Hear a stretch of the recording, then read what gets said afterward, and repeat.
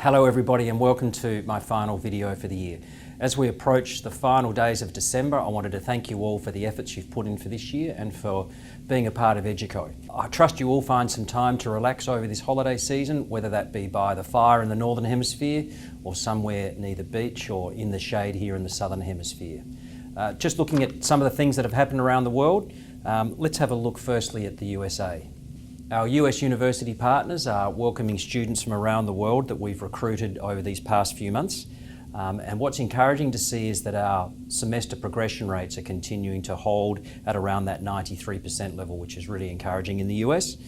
The team is travelling extensively between now and really the end of May across the world to support our recruitment resources and our teams in the field, looking to get our students into campuses for September 2020.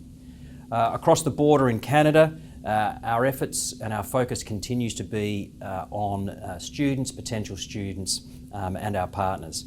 So what that actually looks like really breaks down into four areas. The first is things like open house events, which we recently held for Accender and Arbutus for potential new students and for our partners. That brought everybody together to really find out about what we offer at Accender and what we offer at Arbutus and encourage people to come along and study with us. For our existing students, we're continuing to provide information sessions about what they can do post-study. It's a really important part of what happens with our students, whether they progress on to further studies or whether they stay in Canada and look for work or whether they go home. And the fact that our student population across both campuses in Vancouver is approaching 2,000 students, we really need to continue to provide these sorts of services for our students so they're getting that experience that they've signed up for. Another important group is the Accender alumni group, which is a really positive and engaged team of people who've studied at Accender. They held a networking event on campus recently where they brought together potential employers and career opportunities to present to the students and to give the current students a real feel about what is available once they complete their studies so they can start planning now. Another part of that is our ambassador program, where we've now got 25 senior leaders from the student population who are working collaboratively with the college and with the alumni group to bring everybody together. And the final piece of this engagement is our social and digital media activity, where we've put a lot of effort and resource over the last 4 to 5 months in getting the message out about Arbutus and Accender and really helping to encourage the interaction we have directly with students who are thinking about coming to both our schools and also with students who are currently at our schools so they can feel a part of a wider and really positive, proactive education experience that they're having. Finally, I wanted to thank our retiring Vice President at Accender, Tess, who has been with us for over 12 years. Tess, thank you very much for all of the work that you've put in. I know that the students, both current and present, and your colleagues have all benefited enormously from the effort that you've provided and the culture and the feeling that you've brought onto campus. So all the best for the future, Tess. Over in Ireland, we've just recently completed the intake for our foundation program at DCU in September. Very encouragingly, it's been our largest intake of students in Ireland. And the cohort of foundation program students will be encouraged to hear that their predecessors through the foundation year at DCU are performing very strongly and in fact performing ahead of all the other international students at DCU who've come through other routes. So that's been a really good development for us in Ireland, and congratulations to all of the academic team there that are supporting those students.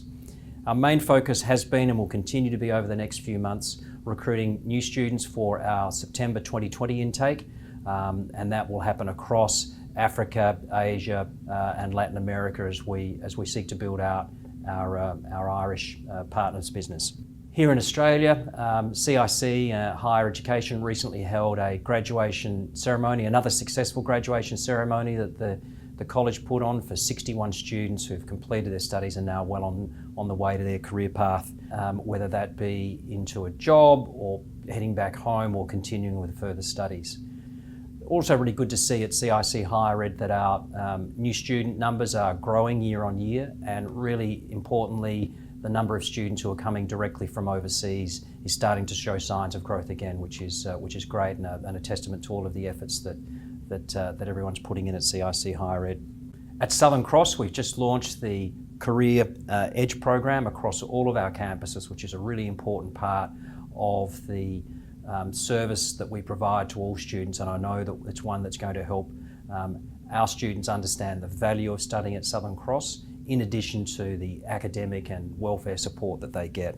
And we've just recently completed our discussions with Southern Cross that will continue to expand our relationship with them. The two areas that we're going to be growing in are adding a campus in Adelaide, where we will have students studying there from July of 2020, and also the expansion of new programs, mainly at the postgraduate level, that we're going to be offering across all campuses starting from semester 1, 2020.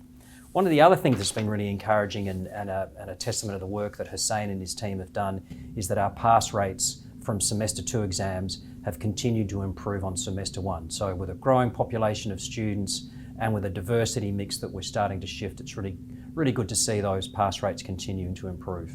In our global recruitment team, as I've been talking about with our individual countries, that team's in full swing for the 2020 intakes, particularly the March intake here in Australia, and then the September intake in the Northern Hemisphere. And that's happening across the world. We've held major events for all of our potential students and their parents.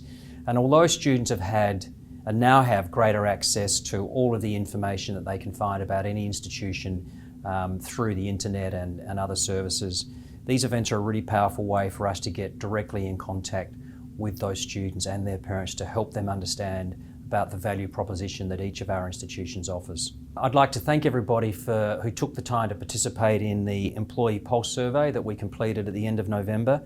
The overall response rate has been encouraging at 64%, which is about where we were for the April response this year. And overall our sustainable engagement score is 84% favourable, which again is similar to what we saw in April of this year. So we advanced questions under the categories of communication and mind manager, and one of the things that we saw and that I've seen there in the feedback is areas for us to improve in work management and efficiency.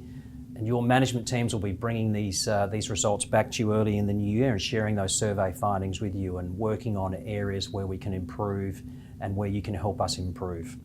It's also really encouraging to see that our LinkedIn Learning usage rates increased to 73%.